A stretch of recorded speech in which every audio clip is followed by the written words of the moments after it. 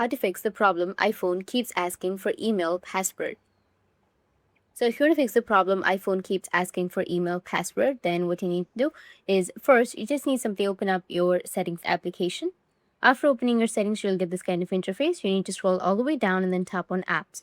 Now from apps, you need to scroll down again and you will find mail. You need to tap on mail and then go with mail accounts, and here you will have your account. So go with your Gmail, or just simply go and select your email account which is causing the problem.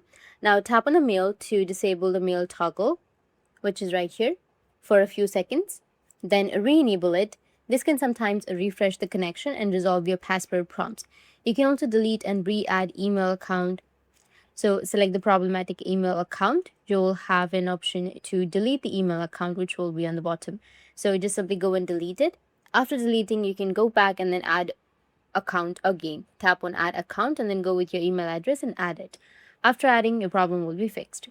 But please note that if you're using a lot of email accounts or email apps, try disabling other apps that access the same email account. This can sometimes cause conflicts. So that's it. And if you have any questions, feel free to comment below. Thanks for watching.